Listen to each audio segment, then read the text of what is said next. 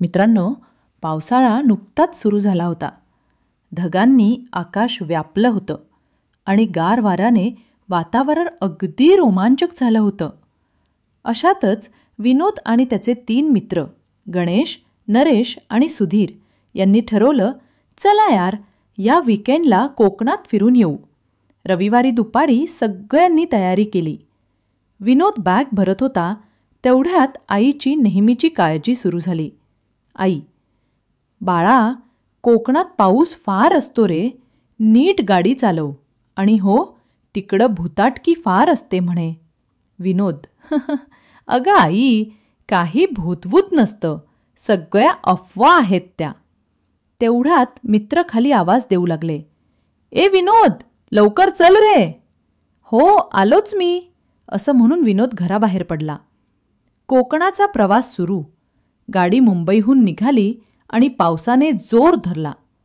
गाडीत गाणी, हशा आणि खिदळणं सुरू होतं. वेळ कसा गेला कळलंच नाही. रात्रीचे 8 वाजले होते. गणेश म्हणाला, विनोद, जरा थांब ना रे, पुढे एक हॉटेल दिसतंय, थोडं जेवूया. सगळेजण खाली उतरले. जेवण चालू असतानाच हॉटेलमधला वेटर हळू आवाजात म्हणाला, साहेब, पुढे 2 रस्ते आहेत. वरचा नवीन रस्ता बरा आहे, पण खाली जुना घाटरस्ता, त्या रस्त्याने रात्री कोणी जात नाही. विचित्र गोष्टी घडतात तिथे.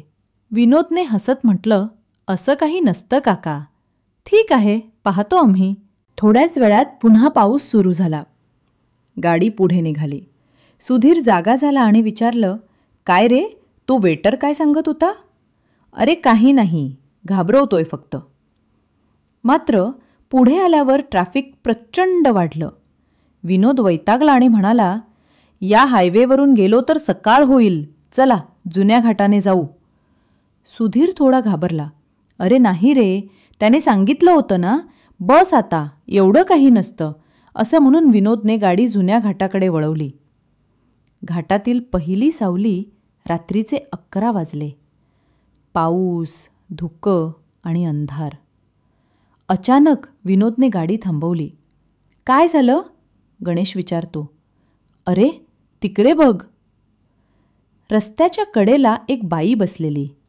हिरवा शालू, विस्कटलेले केस, हातात हिरवे चुडे, केसात सुकलेला गजरा. नवविवाहित नवरीसारखी दिसत होती. ती इथे एवढ्या रात्री काय करतीये? सोड ना यार, आपल्याला काय? नाही रे, ती एकटी आहे, काहीतरी संकटात असणार. विनोद खाली उतरला. बाई, काय झालं? एवढ्या रात्री इथे का? ती काही बोलली नाही, फक्त हाताने जा असा इशारा केला. थोड्या वेळाने ती रडायला लागली. माझा नवरा मला इथे सोडून गेला, मी त्याची वाट पाहते. विनोदने म्हणाला, चला आमच्यासोबत, आम्ही मदत करतो. नको, तो आला की मी जाईन, असं म्हणत ती नकार देत होती. थोड्या वेळाने तीच बाई म्हणाली, थांबा, मी येते, आणि ती गाडीत बसली. रात्रीचं भयावह वळण गाडी पुढे निघाली. सगळे थोडे अस्वस्थ होते. ती बाई मात्र शांत, निर्विकार. थोडं पुढे गेल्यावर गणेश म्हणाला, चल रे, थोडं थांब, बाहेरचं हवामान भारी दिसतंय. सगळे खाली उतरले. गप्पा, हशा, फोटो. सुधीर गाडीत काही आणायला गेला, पण ती बाई गायब होती. अरे विनोद, ती बाई नाहीये गाडीत. सगळे धावले. कुठे गेली ती?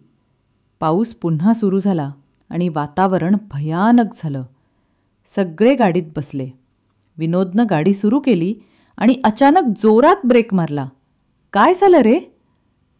अरे बघ, रस्त्याच्या मध्ये कोण बसलंय?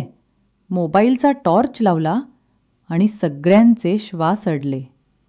तीच बाई, रस्त्याच्या मध्यभागी बसलेली. तिचे हात आणि तोंड रक्ताने माखलेले. ती काहीतरी खात होती, एखादं प्राणी, लचके तोडत होती. देवा! सगळे घाबरून मागे हटले. ती बाई हसली. कुठे पळता? एकेकाला खाईन मी. सगळेजण गाडीत धावले आणि विनोदनं गाडी सुसाट पळवली. अतृप्त आत्मा आणि न संपणारा रस्ता गाडी वेगाने जात होती. घड्याळात 3 वाजले होते. अचानक रस्त्यावर एक छोटा मुलगा उभा. अरे, हा मुलगा एवढ्या रात्री इथे कसा? थांबू नकोस. आता मी थांबवणार नाही. गाडी सरळ तिच्या अंगावरून गेली, पण ती पुन्हा गायब झाली. क्षणात गाडी बंद पडली. आता काय करायचं? इथेच झाडीत लपून बसूया. ते चौघे एका मोठ्या झाडीत शिरले. तिथून त्यांना गाडी दिसत होती. अंधार, शांतता आणि फक्त पावसाचा आवाज. अचानक भीषण किंचाळी. कुठे लपलात? सापडलात तर सोडणार नाही. ती बाई रस्त्यावर ओरडत होती. ते घाबरले आणि एका भुयारात पडले. देवीचं रक्षण. भुयारात एक देवीची भव्य मूर्ती होती. त्या ठिकाणी शांती जाणवली. वरती ती बाई अजून ओरडत होती. मला माहीत आहे तुम्ही कुठे आहात, पण मी तिथे जाऊ शकत नाही. थोड्या वेळाने आवाज बंद झाला. सकाळ झाली. सूर्यकिरणं आत आली. ते चौघे बाहेर आले. गाडीही तशीच उभी होती. शांतता होती. जिवंत असल्याचा दिलासा. विनोदने शेवटी म्हणलं, त्या रात्रीनंतर आम्ही ठरवलं पुन्हा कधीही रात्री प्रवास नाही. मित्रांनो, तुम्हाला हा अनुभव कसा वाटला? भुताटकी होती का, की एक भयानक योगायोग? तुमचं मत कमेंट्समध्ये नक्की लिहा.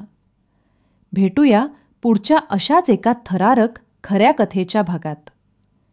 मित्रांनो, अशीच थरारक आणि रहस्यमय कथा ऐकण्यासाठी आपल्या चॅनलशी सबस्क्राईब करा आणि बेल आयकॉन दाबायला विसरू नका.